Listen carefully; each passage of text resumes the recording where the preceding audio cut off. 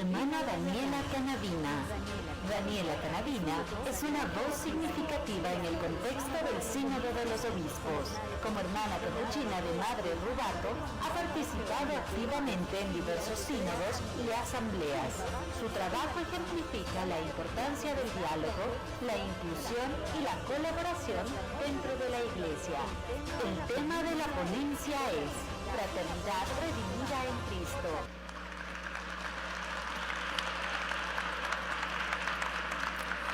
Muy buenos días, muchas gracias por la invitación que se me ha realizado y un cariño muy grande a toda la vida religiosa presente de parte de la Confederación Latinoamericana y Caribeña de Religiosos, CLAR. Fraternidad redimida en Cristo. La carta encíclica del Papa Francisco sobre la fraternidad y la amistad social inicia trayendo la experiencia de Francisco de Asís, el hermano de todos y de todo, el gran artesano de la fraternidad universal. Ser artesano de fraternidad es una expresión que cobra fuerza en la trama de las relaciones mutuas, donde se concreta de una forma real el amor de unos a otros. Inicia diciendo el Papa: Fratelli tutti, escribía San Francisco de Asís para dirigirse a todos los hermanos y hermanas y proponerles una forma de vida con sabor a evangelio. Qué bello es encontrar esta expresión en la encíclica, proponer una forma de vida con sabor a evangelio. No hay fraternidad sin sabor a evangelio. Es más, el Evangelio es el núcleo de la fraternidad.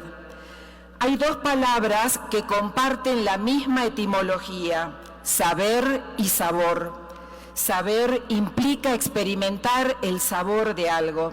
Y esta interpretación sugiere que saber no es simplemente acumular conocimiento, llenar la mente de información, sino percibir el sabor de algo que se comprende a través de la experiencia.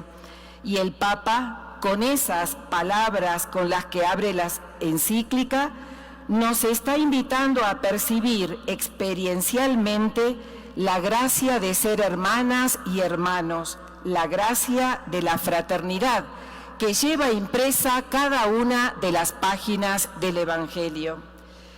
El Evangelio de Jesús, en la mesa de la palabra, reúne al santo pueblo fiel de Dios y nos renueva el lenguaje del amor para congregarnos como hermanos. Y en continuidad con la citada encíclica, a lo largo del numeral 1, se destaca y se subraya la invitación a un amor que trasciende las barreras geográficas y espaciales, porque es feliz quien ama tanto a su hermano que está lejos como cuando está junto a él. Con estas iniciales palabras se expresa lo esencial de la fraternidad abierta, que permite reconocer, valorar, amar a cada persona más allá de la cercanía física del lugar del universo donde haya nacido o habite.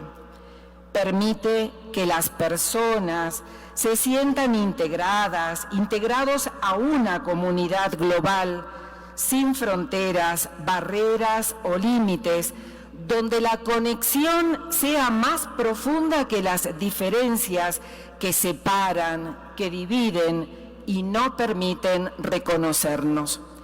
Estamos celebrando un Congreso Eucarístico Internacional en el continente latinoamericano y caribeño, acogidos en la ciudad hermana de Quito, Ecuador.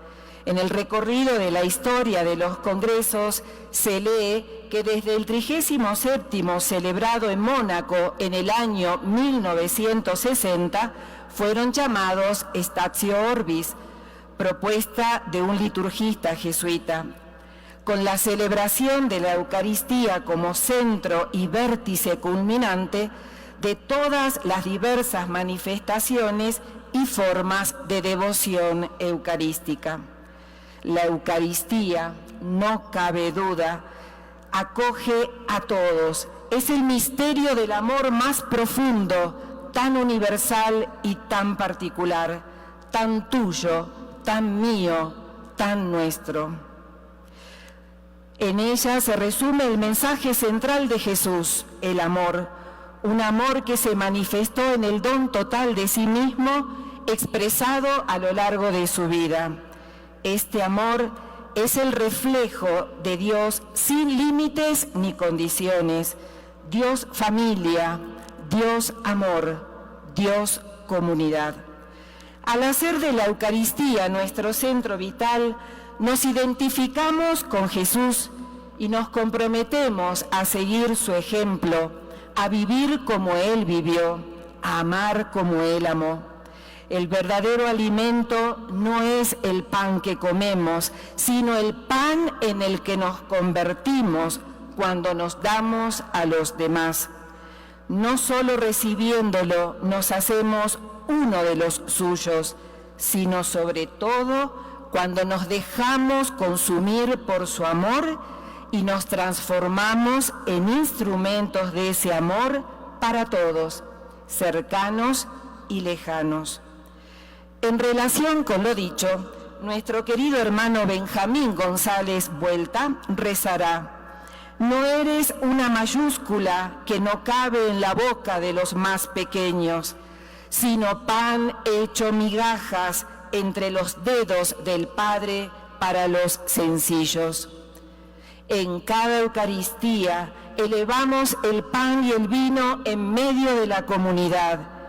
En ellos hay dolores y alegría, jóvenes sin futuro, padres sin trabajo, familias sin techo, rostros de hermanos migrantes en busca de mejores condiciones de vida, víctimas de abuso, explotación, enfermos, abuelos solitarios, niños sin contención, mujeres violentadas, tantos rostros marginados y excluidos, un pueblo hambriento.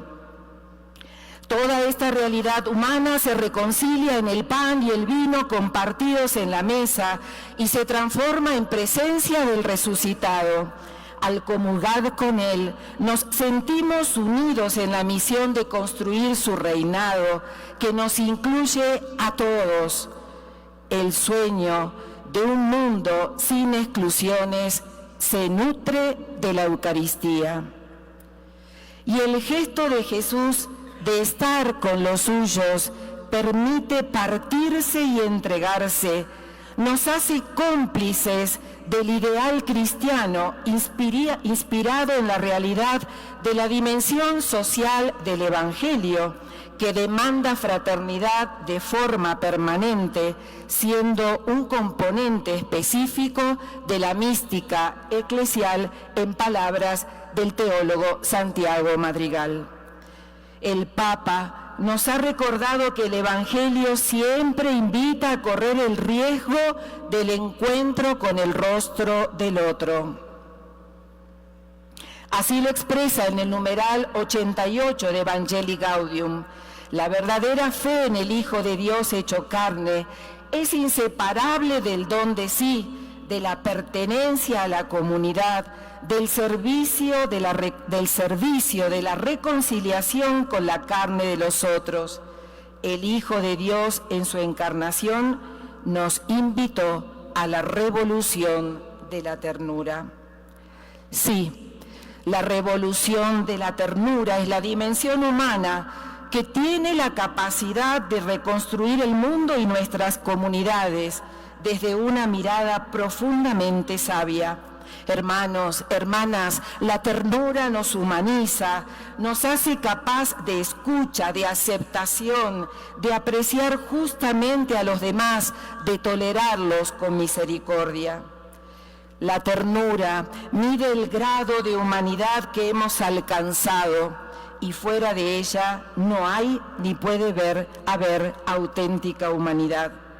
Y siendo la ternura el lenguaje de nuestra condición amorosa, habla por eso de cercanía, de comunión, de donación, de gratuidad, de fraternidad.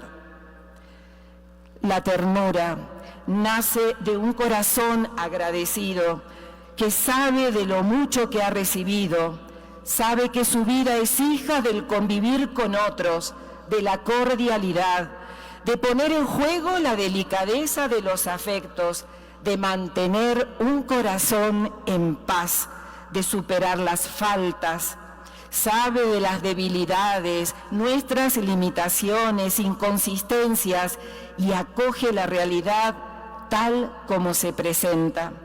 Ser una mujer tierna, ser un hombre tierno en este mundo es hacerse alcanzable, es perder cáscaras, protecciones, para abrirse a los demás, a sus heridas, a sus necesidades, a su cariño y dejarse afectar. ¿No son estos, acaso, los gestos eucarísticos? ¿No es esto en lo que nos convertimos al comulgar? Todo pasa por la entrega plena, sin resistencias, en la permanente tarea de hacernos hermanas y hermanos.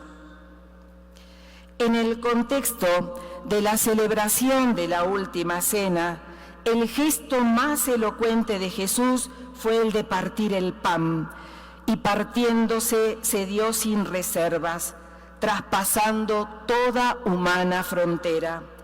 Partir el pan en ese entorno de intimidad expresaba y creaba la fraternidad, porque suprimía las barreras discriminatorias.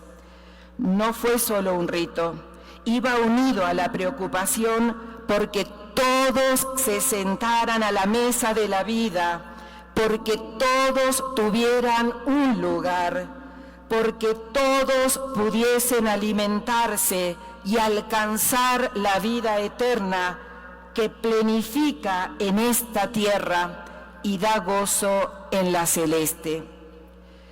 Partir el pan, insistirá la biblista Dolores Alexandre, es mucho más que un gesto ritual.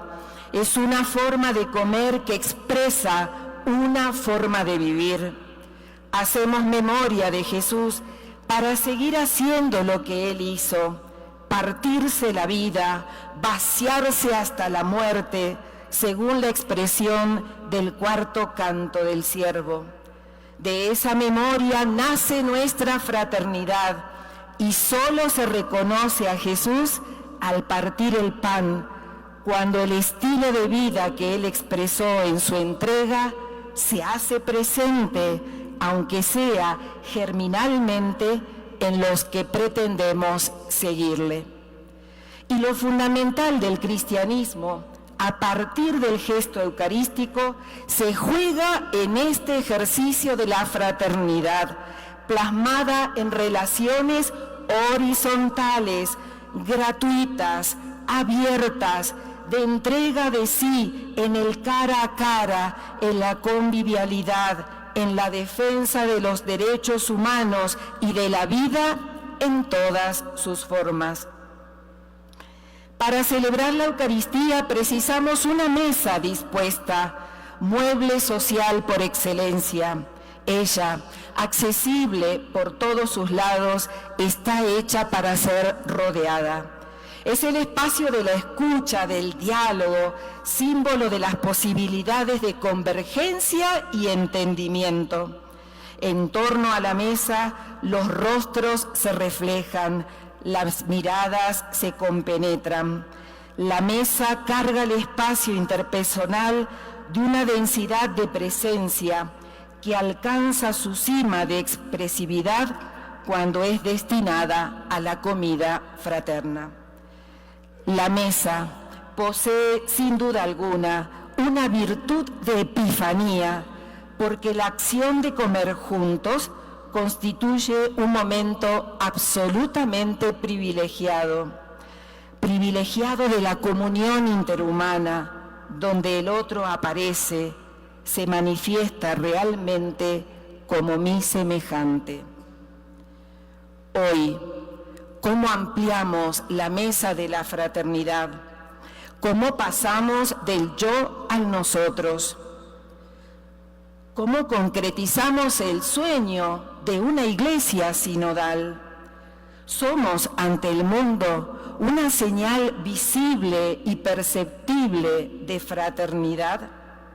La mesa de la fraternidad debe convertirse en un espacio donde las relaciones humanas de dominación se transformen en relaciones de hermandad y las relaciones de esclavitud se transformen en relaciones de libertad. Nuestro anuncio debe conectar lo divino con lo terrenal, salvando y redimiendo la historia humana y liberando a la humanidad de todas sus opresiones. Todo lo demás en la Iglesia, sacramentos, doctrinas, normas morales, formulaciones dogmáticas, debe estar subordinado a este objetivo, permitiendo que Dios se manifieste a través de su Hijo Jesucristo, quien con su muerte y resurrección nos ha hecho hermanos, hermanas, hijos de un mismo Padre, Madre, fraternidad redimida. Jesús, para redimirnos, recorrió nuestro camino hasta el final. Se despojó de sí mismo, asumió la condición de esclavo y se hizo semejante a los seres humanos. Compartió nuestras decepciones, amarguras, aceptó ser víctima de la incomprensión y del odio. Y en este contexto existencial de dolor, dio pruebas de su fidelidad a Dios y de su amor redentor a la humanidad. En el testimonio de la vida de Jesús se insertan sus relaciones de predilección por los que sufren de marginación social, religiosa y de sufrimiento físico. Las numerosas curaciones de enfermos son signos de la curación global o redención que Él ofrece, exigiendo nuestra participación comprometida en la fe. En la otra vida glorificada por Cristo resucitado, se verificará la plenitud de la vida, la victoria completa sobre toda forma de sufrimiento, porque Él ya secará toda lágrima, y ya no habrá muerte, ni luto, ni llanto, ni dolor. Pero atención, esto ya comienza aquí, en el tejido amoroso y cotidiano de las relaciones humanas. ¿Dónde está tu hermano? Si podemos pasar la siguiente, ahí está. ¿Dónde está tu hermano? ¿Dónde está tu hermana? ¿Quién es tu prójimo? ¿Cómo poner oído y manos para ayudar a las multitudes que caminan como ovejas sin pastor? ¿Cuándo te vimos hambriento o sediento, forastero o desnudo, enfermo o encarcelado y no te ayudamos? ¿Cómo dar de comer a tantos con solo 5 panes y 2 peces? Para visibilizar al hermano, para hacerme prójimo, para caminar con olor a oveja, para dar de comer o saciar la sed, para ser hospitalario, vestir al desnudo, visitar al enfermo y al privado de libertad en las múltiples formas de esclavitud, se trata de entrar en la propia profundidad, en la interioridad de nuestro ser para descubrir la última verdad de lo que somos: relación, conexión, comunión, nosotros.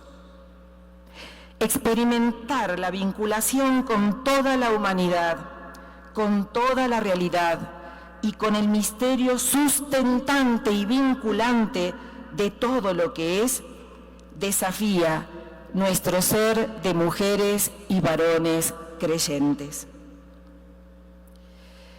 En tiempos de Jesús, los publicanos, los pecadores, los enfermos, las mujeres excluidas, los pobres y endemoniados tenían algo en común. Todos ellos habían sido marginados por la sociedad en la que vivían. Compartir la mesa significó incluirlos en el espacio sagrado.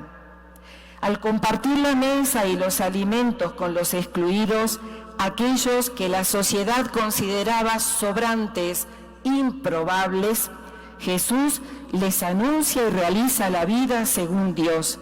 Ellos son sus favoritos y las comidas de Jesús se convierten en la manifestación del reino. Ellas son para Jesús actos performativos, donde Él da a conocer al Padre, explica su proyecto, extiende el espacio con gestos igualitarios. La mesa presenta una posibilidad efectiva de comunión, lazos fraternos entre desiguales y desconocidos. Acogiendo y comiendo con los pecadores, Jesús realiza la misericordia, instaura el perdón y dona la salvación. Por eso, en las sociedades de la exclusión, donde tanta gente vive de migajas, partir el pan de nuestra vida, de nuestro tiempo, de nuestras energías, afecto, ocio, con los excluidos, visibilizar su realidad, nombrarlos, sentarlos a la mesa, es un signo evangelizador en sí mismo, que continúa desafiándonos como iglesia fraterna. Porque, como dice el Papa Francisco, hay periferias que están cerca de nosotros, en el centro de una ciudad o en la propia familia. También hay un aspecto de la apertura universal del amor que no es geográfico sino existencial.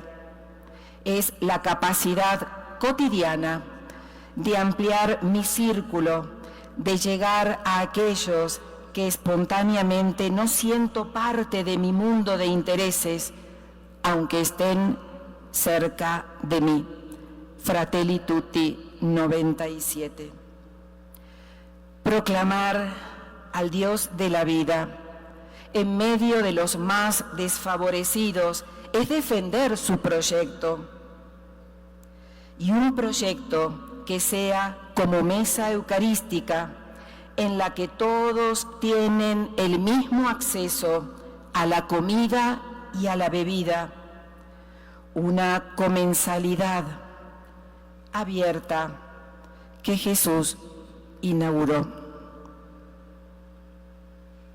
Hermanos, hermanas, sigamos haciendo memoria de su vida y de la dinámica inclusiva del banquete eucarístico. Honremos la fraternidad redimida en su cuerpo y sangre, entregado por la salvación de toda la humanidad. Sí, hemos sido redimidos. La redención transformó nuestra vida de creyentes, ofreciéndonos una nueva identidad y una relación restaurada con Dios. Pero ¿saben qué? Nos toca a cada uno de nosotros seguir poniendo en pie a tantos invisibilizados por la sociedad, seguir levantando la dignidad de los caídos y estrechando una mano a quien necesita afectos sanadores.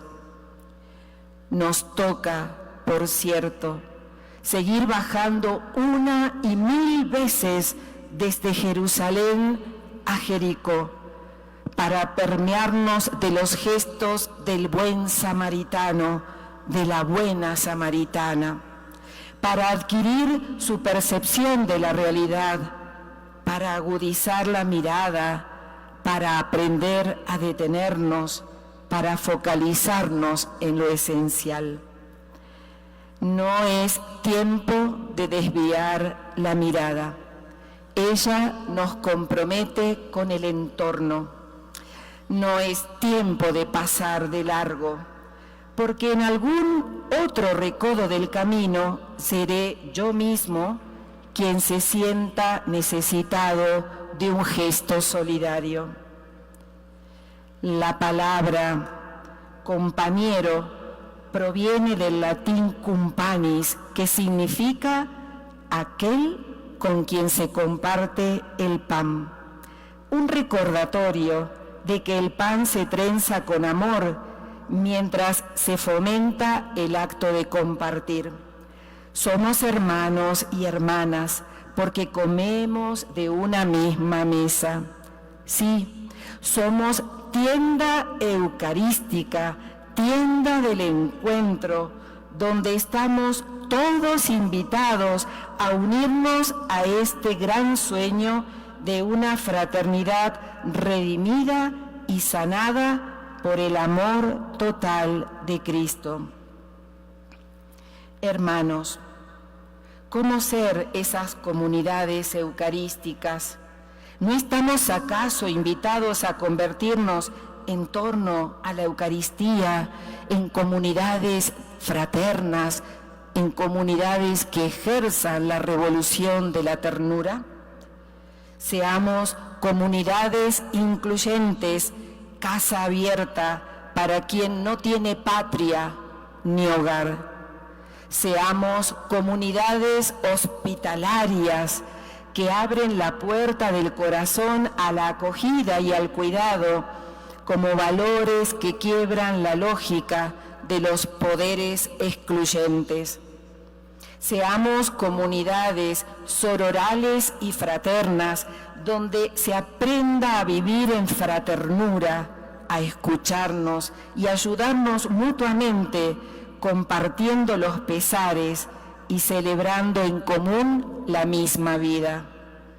Seamos comunidades de celebración y fiesta, signo del gozo compartido, de gratuidad y gratitud. Seamos comunidades que no se quedan aferradas a la mesa o conquistando espacios y asientos, sino que salen a los caminos, a las cunetas de la sociedad, para invitar a todos a participar del banquete, ofreciendo tanto el pan de la palabra como el pan que alimenta para la vida presente y futura. El Hijo enviado concretiza en la historia el designio amoroso y tierno del Padre en toda su profundidad y anchura. La encarnación, la redención, la resurrección y la glorificación para hacer presente en el mundo la plenitud donada por Dios.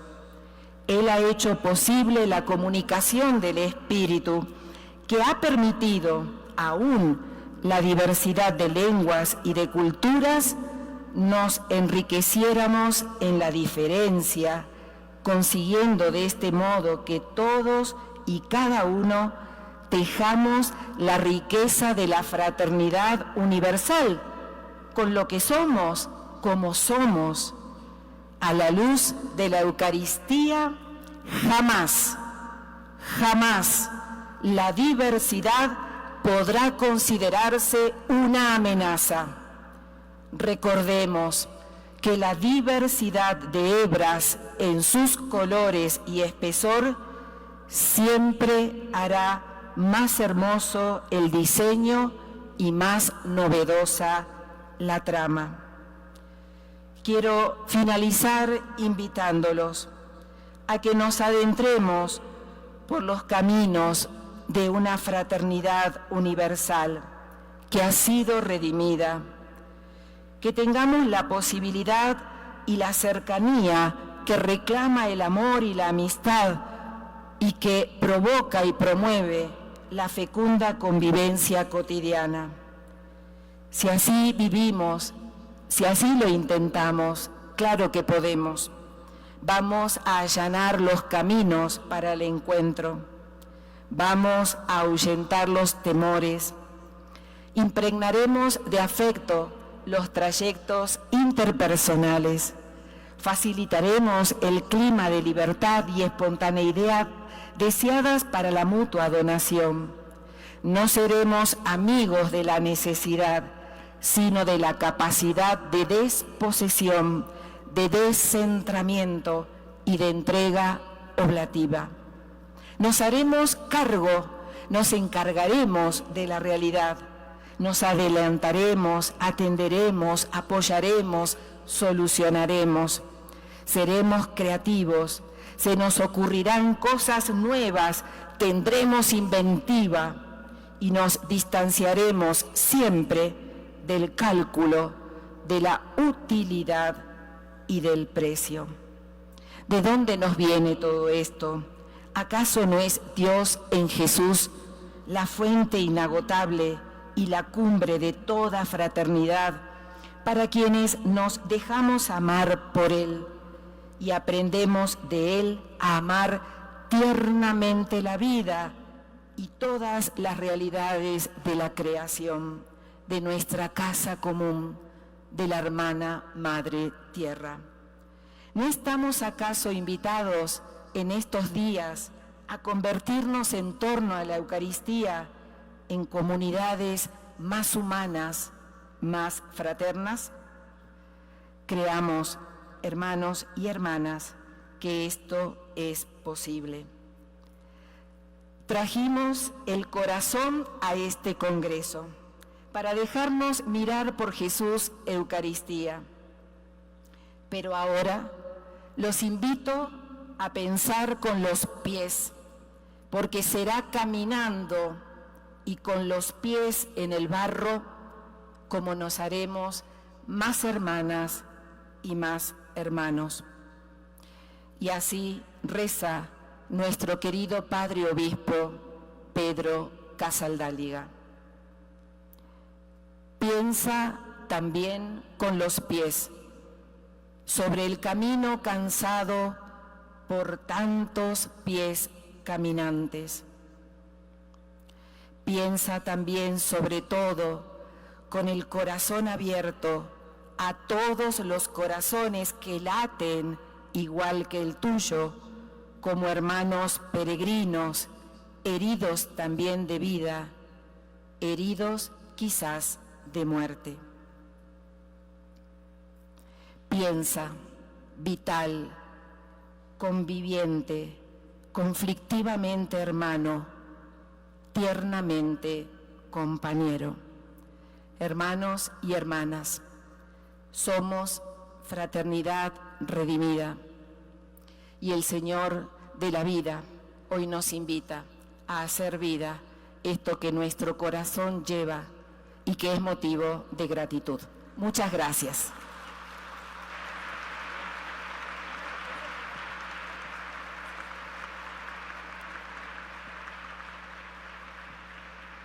Muchísimas gracias a la hermana Daniela por esta bella conferencia, este bello testimonio.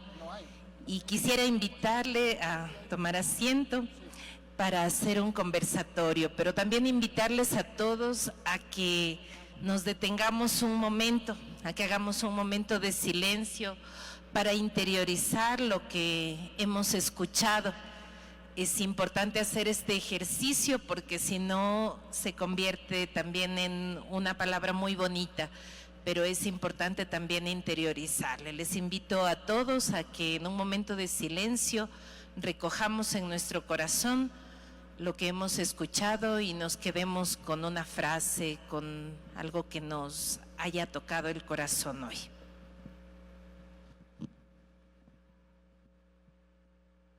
Bueno, hermana, le doy la bienvenida.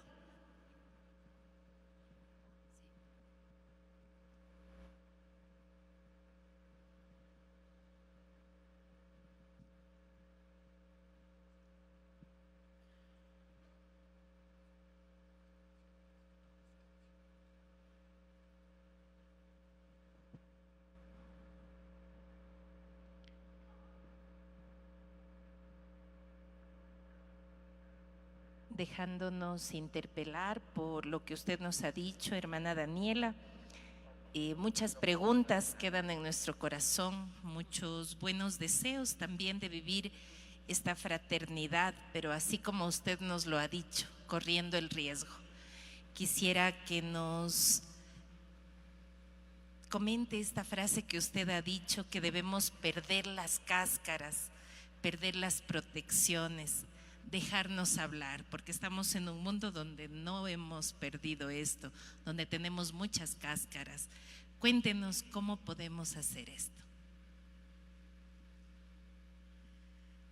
Para ser hermanos y hermanas debemos tener el corazón muy abierto, y a veces hay defensas que nos ponen a distancia y que no nos permiten realmente compartir desde lo que somos, no desde lo que hacemos. Entonces creo que hoy se nos invita realmente a ser muy sensibles, muy permeables también a lo que el otro me brinda, me regala. Por eso la importancia de la actitud de la escucha, de la actitud de una escucha como en el sínodo se nos está acompañando, receptiva, activa, que me afecte, que aprenda también a mover el mundo de las emociones internas. Todo esto nos invita a poder dejar esas cáscaras, esas actitudes defensivas, y a permitir que también gracias al otro puedo crecer y puedo ser un poco más hermana, más hermano, más humano, que es de lo que realmente en este tiempo estamos careciendo. A veces me impacta mucho, todos nosotros nos declaramos seguidores, discípulos de Jesús, y queremos vivir nuestra vida, como dije al principio, con sabor a evangelio, pero muchas veces el evangelio nos queda muy lejos y tomamos distancia y no nos comprometemos con nuestro pueblo, con la realidad doliente. Y siguiendo directamente con esa línea, hermana, desde un poco representando también a la juventud, me encantó y me removió mucho esta frase del pan partido, ¿no? Al partir el pan, que es de los caminantes de Maús y que hemos escuchado desde ayer en base a la fraternidad. ¿Y cómo podemos ser pan partido? Porque los jóvenes a veces por las redes sociales, el entorno, el ruido, las adicciones y demás, ¿cómo podemos empezar a hacer ese pan partido, esa fraternidad también de salir de nosotros mismos? Yo creo que primeramente hay que tomar muy en serio la Eucaristía. La Eucaristía nos lleva justamente a ser pan partido y repartido, a imagen de Jesús. Y eso implica tanto para el mundo de los jóvenes como para todos nosotros ya adultos, aprender a donar la propia vida, nuestro tiempo, regalarnos para construir relaciones más fraternas. Y por cierto, a los jóvenes invitarlos cada vez más a acciones solidarias que terminan siendo un espacio de encuentro muy profundo con la persona de Jesús, y los lleva al Evangelio y a querer no imitar su vida, sino seguir sus pasos, y siguiendo sus pasos, imitándolo, porque es una dinámica continua de conversión interior, personal y comunitaria.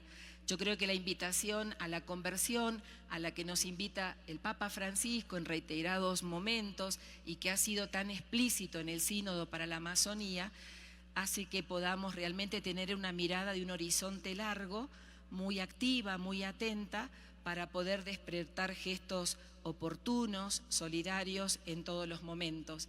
Y eso significa partir y repartirme para la vida del mundo.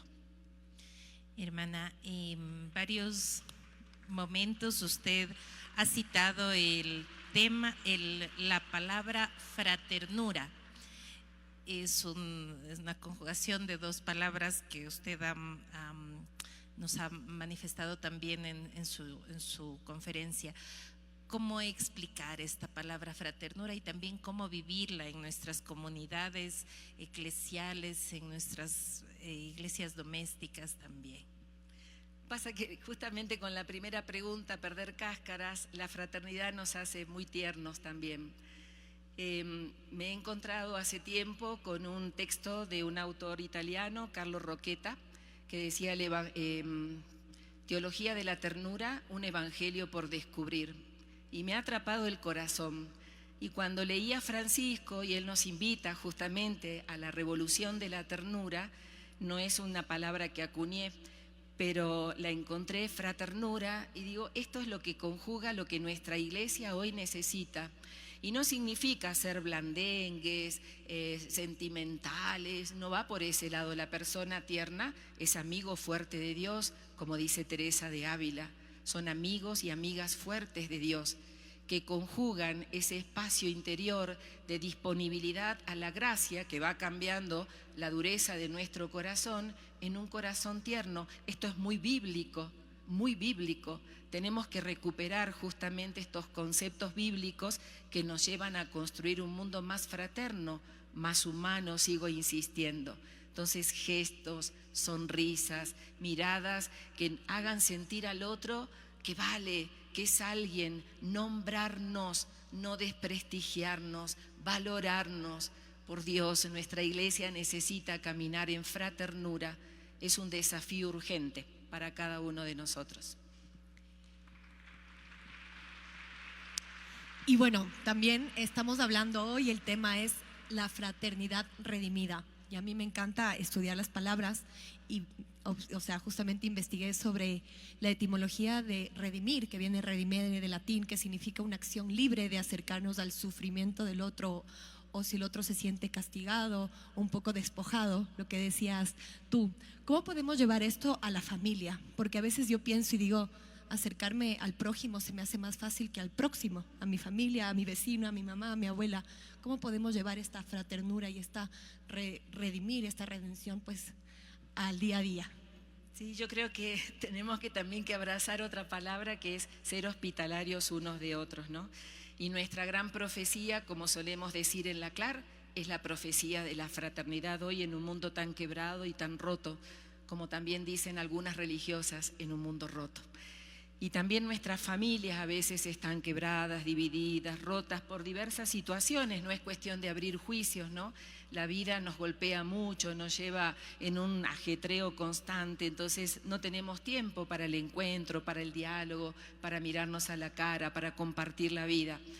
Y esta redención que nos parte y nos reparte para hacer propio el dolor y la fractura, la rotura del otro, creo que también tenemos que habilitar esa hospitalidad dentro de nuestras casas y también de nuestras comunidades religiosas, de nuestras parroquias.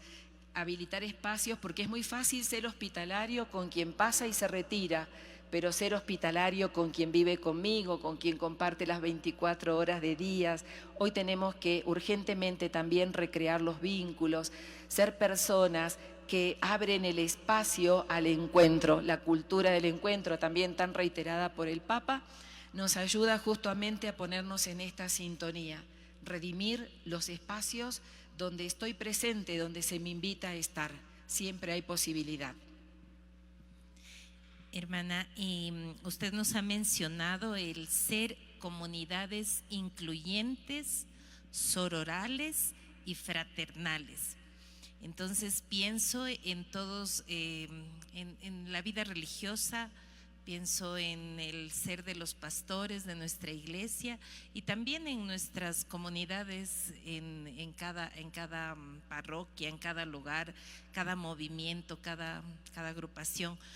¿Cómo vivir esta fraternura, cada uno desde nuestro ámbito, desde nuestra vocación, y cómo ser este signo de fraternura para los demás?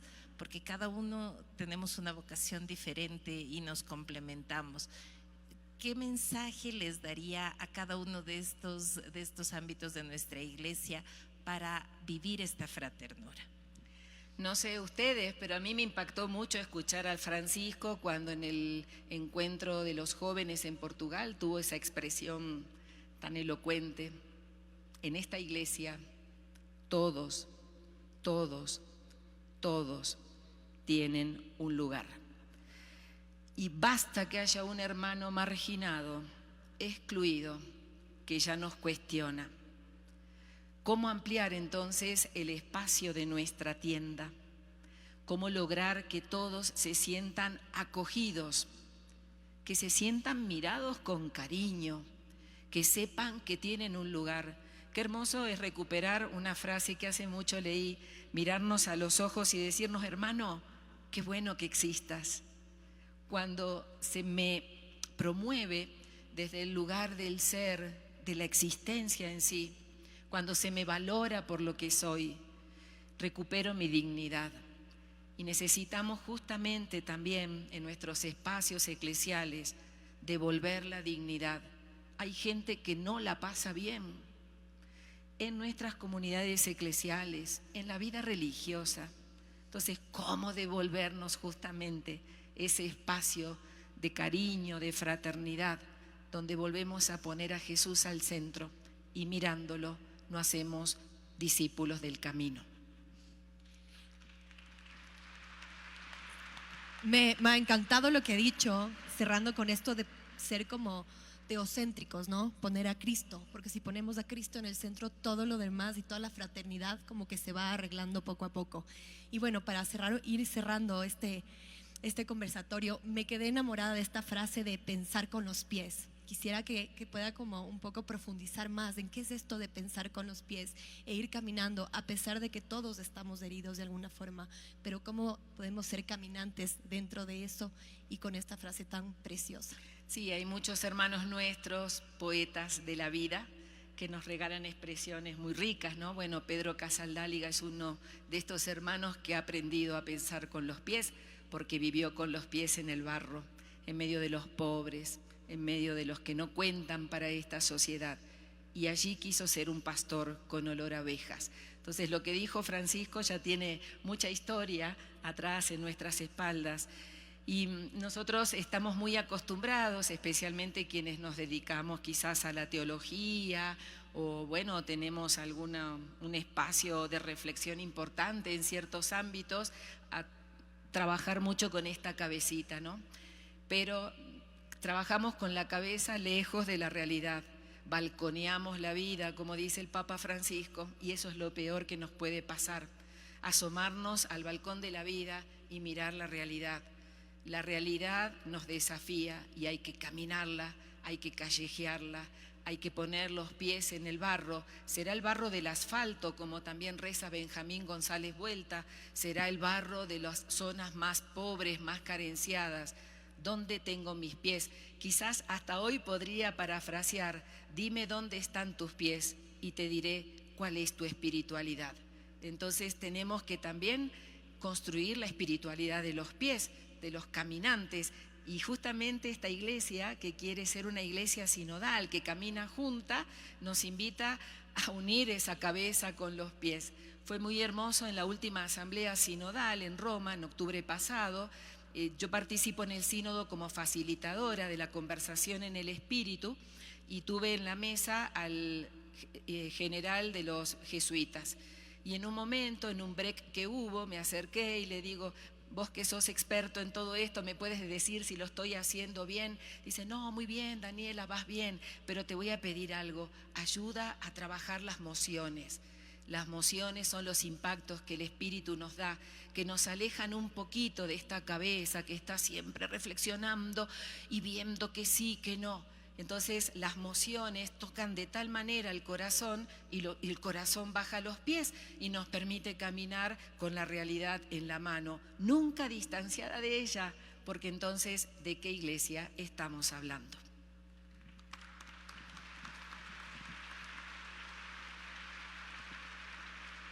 Todos quienes hoy estamos aquí, estamos participando en el Congreso porque queremos fortalecer nuestra vida eucarística.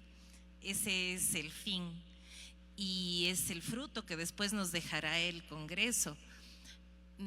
¿Qué nos diría a todos quienes hoy estamos aquí para hacer que nos podamos convertir en torno a la mesa de la Eucaristía, en torno a nuestro ser fraterno? ¿Cómo hacer esto para que podamos vivir una conversión como fuerte, como que no sea solamente la monotonía de participar en la celebración eucarística, quienes vivimos la celebración diariamente, hacer que para quienes celebran y para quienes participamos, que no sea solamente una repetición, sino que de verdad sea esta conversión personal? Primeramente, la Eucaristía es culmen, meta. Entonces hay que aprender a vivirla con los ojos muy fijos en Jesús, Él es el que nos enseña cómo vivir previamente para que luego la Eucaristía realmente tenga sentido en nuestra vida, y espero no estar diciendo algo errado, porque me parece que tenemos que alejarnos del ritual frío y del mero cumplimiento.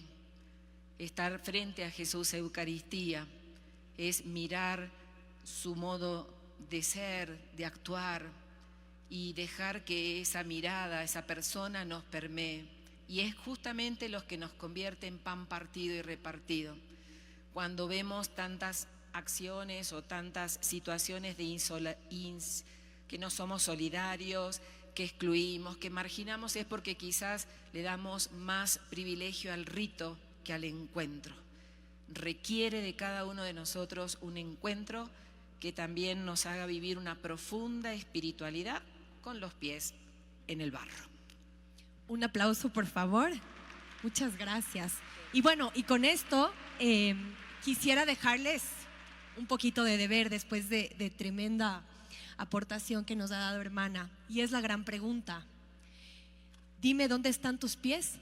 Pregúntate a ti mismo eso. ¿Dónde están tus pies? Y te diré cuál es tu espiritualidad. Nos preguntamos, así como ayer hicimos lío, hoy vamos a poner los pies en el barro. Así que dejaremos un minuto para que puedas preguntarte dónde están mis pies y cuál es mi espiritualidad.